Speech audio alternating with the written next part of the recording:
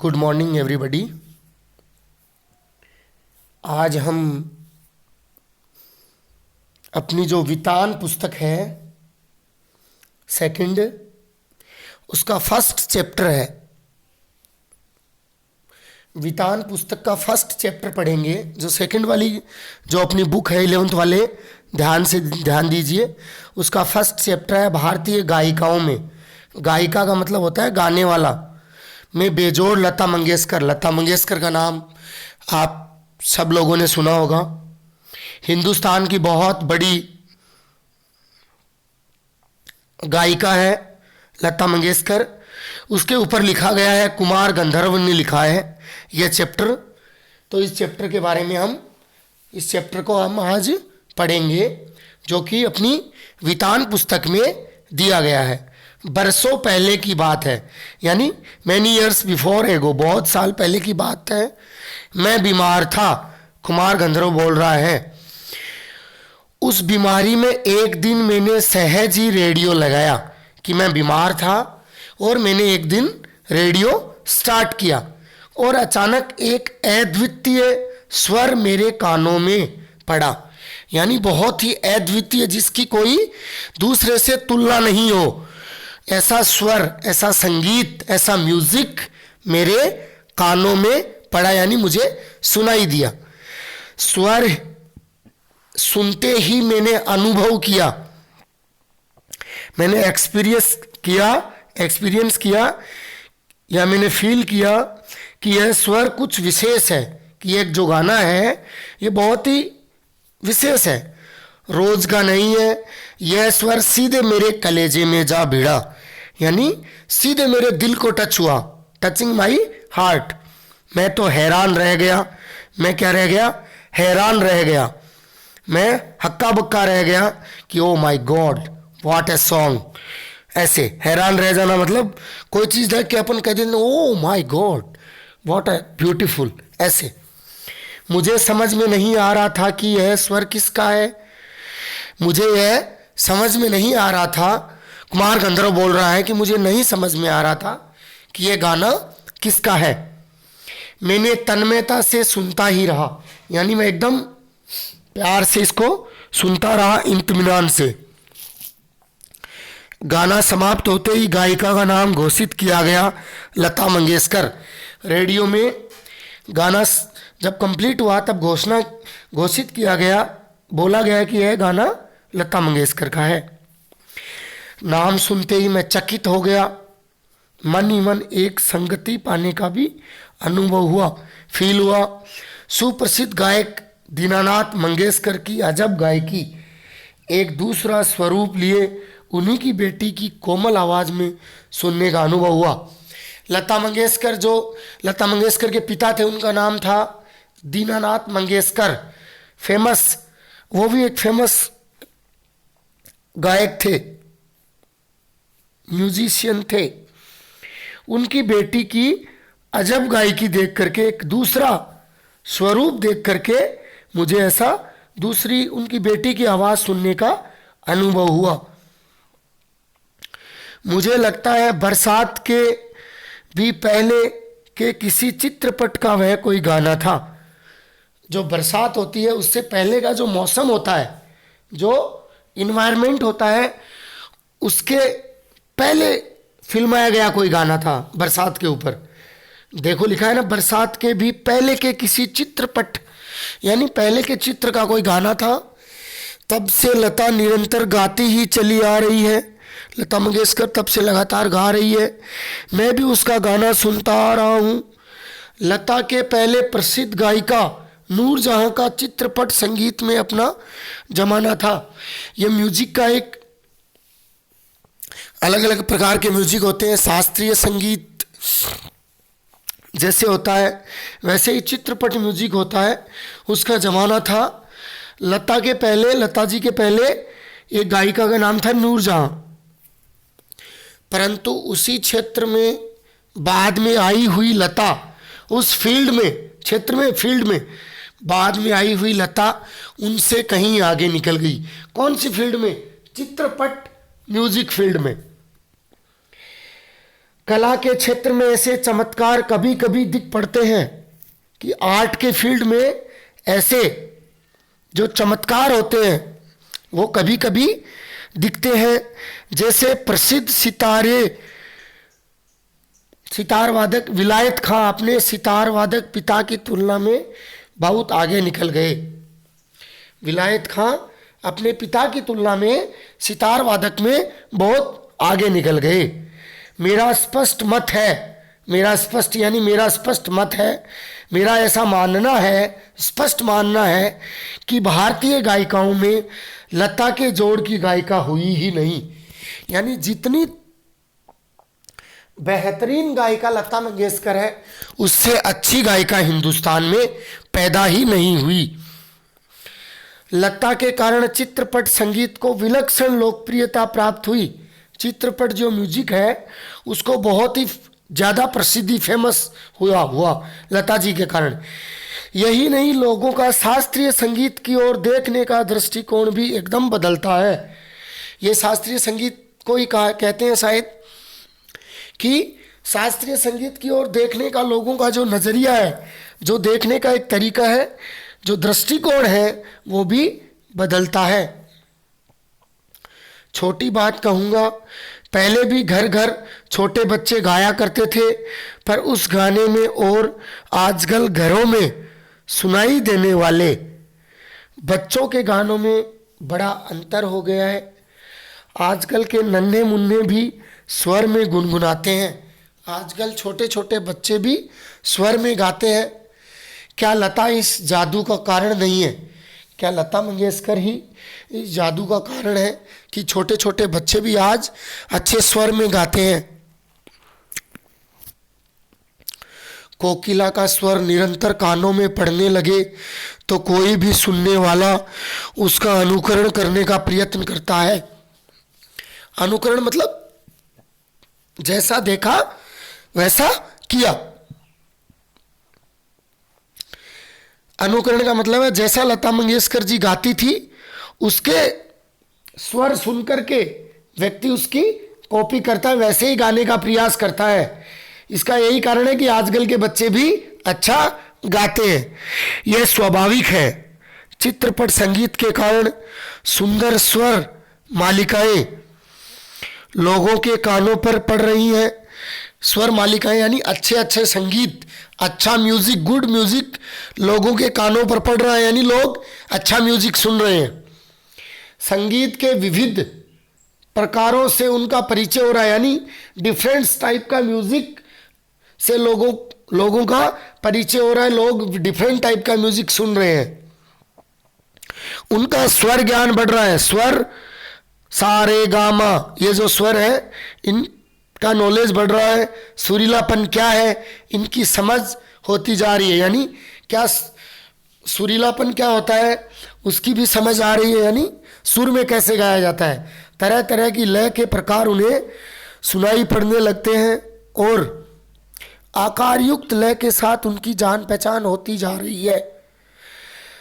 साधारण प्रकार के लोगों को भी उनकी सूक्ष्मता समझ में आने लगी है। म्यूजिक की जो बारीकियां हैं, म्यूजिक की जो सूक्ष्मता है वो साधारण लोगों में को भी समझ में आ रही है। इनका सब श्रेय लता को ही है। इनका सब श्रेय जो जाता है, ये सब करने का जो श्रेय है वो लता मंगेशकर को जाता है। इस प्रकार उसने नई पीढ़ी के संगीत को सांसारिक किया और सामान्य मनुष्य में संगीत विषयक अभिरुचि पैदा करने में बड़ा हाथ बटाया। संगीत की लोकप्रियता, उसका प्रसार और अभिरुचि के विकास का श्रेय लता को ही देना पड़ेगा। संगीत की लोकप्रियता यानी लोगों में उसकी लोकप्रियता कैसे हुई, लोग इसको कैसे पसंद करने लगे, और उसके प्रसार यानी ये चारों तरफ इसका फैलाव और लोगों में इसकी रुचि, इसका सारा श्रेय जो दिया जाता है वो सब किसको दिया जाता है? लता मंगेशकर को दिया जाता है। सामान्यतः श्रोता को अगर आज लता की ध्वनि मुद्रा और शास्त्रीय गायकी की ध्वनि मुद्रा सुनाई जाए तो वह लता की ध्वनि मुद्रा पसंद करेगा। अरे अगर दो लोगों की आवाज़ अगर किसी को सुनाई जाए तो वो लता की आवाज़ पसंद करेगा। गाना कौन सी राग में गाया गया और ताल कौन सा है, यह शास्त्रीय ब्यौरा इस आदमी को सहज मालूम नहीं रहता कि कौन सी ताल में गाया गया है। यह सब इन चीज से मतलब नहीं है, इससे कोई मतलब नहीं है। राग मालकोस था और ताल त्रिताल, यह जो गाना गाया जाता है जिस राग में, उन राग का नाम है राग मालकोस, ताल त्रिताल। ये म्यूजिक वाले टीचर को पता है कि ये कौन सी राग है। कोई सी भी राग में गाया जाए उसे तो चाहिए वह मिठास जो उसे मस्त कर दे, कि जो सुनने वाला है वो ये चाहता है कि उसके भले चाहे कोई सी ही राग में गाया जाए, उसको तो गाने में मिठास चाहिए, स्वीटनेस चाहिए, वो तो गाने में मिठास पसंद करेगा जो उसको मस्त कर दे, जिसका वह अनुभव कर सके, यानी फील कर सके उसको। स्वाभाविक ही है, क्योंकि जिस प्रकार मनुष्य हो तो वह मनुष्य है, जैसे ही गानपन हो तो वह संगीत है। और लता का कोई भी गाना लीजिए तो उसमें 100% यह गानपन मौजूद रहेगा।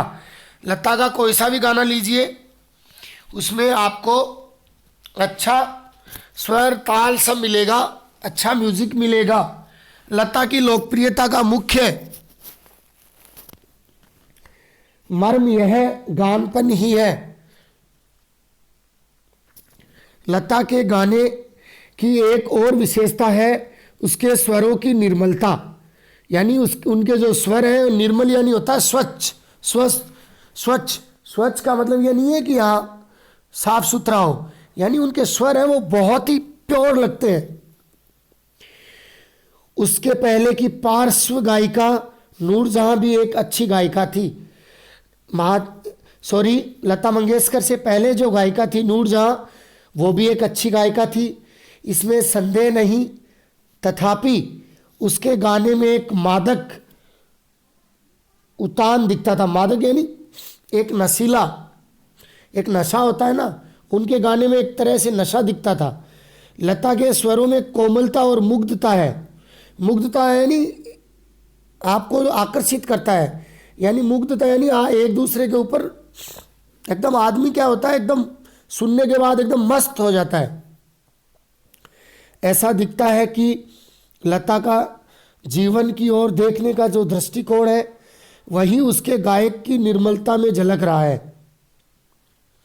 हाँ, संगीत दर्शकों ने उसके स्वर की इस निर्मलता का जितना उपयोग कर लेना चाहिए था उतना नहीं किया। दर्शकों ने जितना उसका प्रयोग करना चाहिए था उसकी प्योर म्यूजिक का, उतना दर्शकों ने उसका प्रयोग नहीं किया। दर्शक मतलब क्राउड, हम लोगों ने उसका उतना उपयोग नहीं किया, उतना नहीं सुना, क्योंकि हम तो हनी सिंह को सुनते हैं ना, नए नए संगीतकारों को, म्यूजिशियन को सुनते हैं। मैं स्वयं संगीत दिग्दर्शक होता तो लता को बहुत जटिल काम देता, ऐसा कहे बिना रह नहीं जाता। लता के गाने की एक और विशेषता है उसका नादमय उच्चार। जो गाने का जो उच्चारण करते हैं जब गाना गाते हैं, जैसे जय हनुमान ज्ञान गुण सागर, जय कपीसती उलोक उजागर, ये जो उच्चारण है ये बहुत ही अच्छा था। उसके गीत के किन्हीं दो शब्दों का अंतर स्वरों के आलाप द्वारा बड़ी सुंदर रीति से भरा रहता है। दो जो स्वर हैं उनके बीच का जो आलाप होता है, सारे गाँव, ये जो बीच का जो आलाप है वो बहुत ही सुंदर रीति से भरा रहता है। और ऐसा प्रतीत होता है कि वे दोनों शब्दहीन होते एक दूसरे में मिल जाते हैं।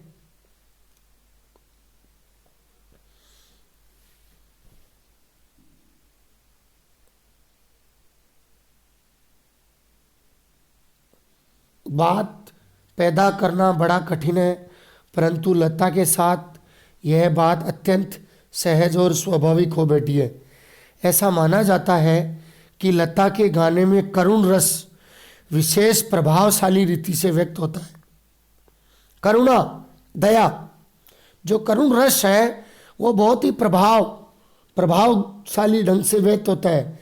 पर मुझे खुद यह बात नहीं पटती, मुझे खुद ये बात पड़ती। मेरा मत यह है कि लता ने करुण रस के साथ उतना न्याय नहीं किया, बजाय उसके मुग्ध स्वर की अभिव्यक्ति करने, मुग्ध श्रृंगार की अभिव्यक्ति करने वाले द्रुत लय के गाने लता ने बड़ी उत्कंठता से गाए हैं। अरे करुण का मतलब होता है दया भाव और श्रृंगार का मतलब होता है प्रेम। तो ये जो लेखक है ये कह रहा है राइटर कि जितना श्रृंगार को जितना मस्त तरीके से गाया है प्रेम को, उतना मुझे नहीं लगता है कि करुण रस को गाया है। ये रस है, 9 रस होते हैं ना, ये ऐसे कह रहा है जितना श्रृंगार रस को जितना अच्छे से गाया है, जितना ज़्यादा प्रभाव डालता है वो व्यक्ति पे, उतना मेरे हिसाब से करुण रस नहीं डालता है। ये कुमार गंधर्व का मानना है। मेरी दृष्टि से उसके गायन में एक और कमी है। तथापि यह कहना कठिन होगा कि इसमें लता का दोष कितना है और संगीत दर्शकों का दोष कितना है। लता का गाना सामान्यतः ऊंची पट्टी में रहता है, यानी ऊंचे स्वर में गाया जाता है।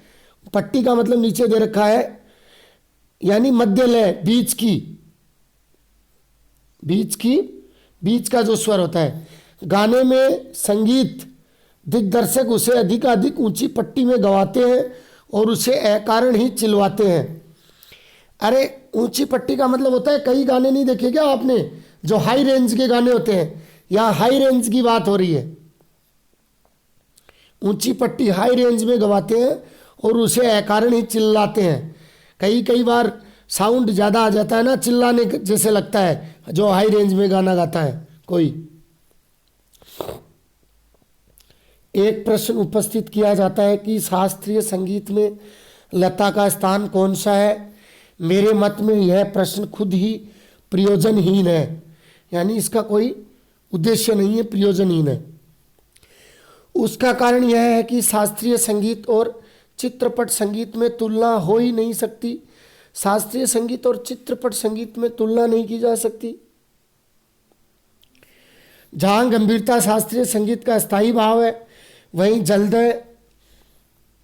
लय और चपलता चित्रपट संगीत का मुख्य धर्म है। जल्दय होता है ऊंचे स्वरों का प्रयोग जिसमें होता है, जो हाई रेंज में गाया जाता है। चित्रपट संगीत का ताल प्राथमिक अवस्था का ताल होता है, जबकि शास्त्रीय संगीत के ताल अपने परिष्कृत रूप में पाया जाता है, यानी शास्त्रीय संगीत ऊंचे लय में गाया जाता है, ऊंचे हाई रेंज में गाया जाता है। चित्रपट संगीत में आधे तालों का उपयोग किया जाता है, जो हाफ ताल का प्रयोग किया जाता है। उसकी लयकारी बिल्कुल अलग होती है, आसान होती है। यहाँ गीत और आघात को ज़्यादा महत्व दिया जाता है। सुलभता और लोच को अग्र यानी आगे का स्थान दिया जाता है। सुलभता और लोच का मतलब होता है स्वरों का बारीकी मनोरंजन प्रयोग, एकदम बारीक स्वर लगाना, उसको आगे इम्पोर्टेंस दिया जाता है। चित्रपट संगीत गाने वाले को शास्त्रीय संगीत की उत्तम जानकारी होना आवश्यक है। जो हाई रेंज के गाने गाते हैं, चित्रपट संगीत गाते हैं, उन्हें शास्त्रीय संगीत की भी जानकारी होना जरूरी है, और वह लता के पास निसंशय है। लता मंगेशकर के पास यह सब जानकारी है। 3-3.5 मिनट के गाए हुए चित्रपट के किसी गाने को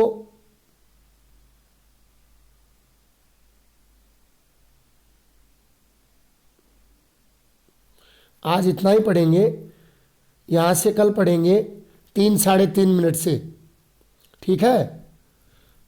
धन्यवाद। और जो बच्चे क्लास नहीं ले रहे हैं वो क्लास लें। 12th में आप सबको प्रॉब्लम आएगी अदरवाइज़, तो प्लीज़ आप सब लोग क्लास अटेंड करें, सारे वीडियो देखें, मेरे सारे नोट्स कंप्लीट करें। आपके एग्ज़ाम प्री बोर्ड, आपके भी एग्ज़ाम होंगे जनवरी लास्ट में, इसलिए आप सभी अच्छे से पढ़ाई करें।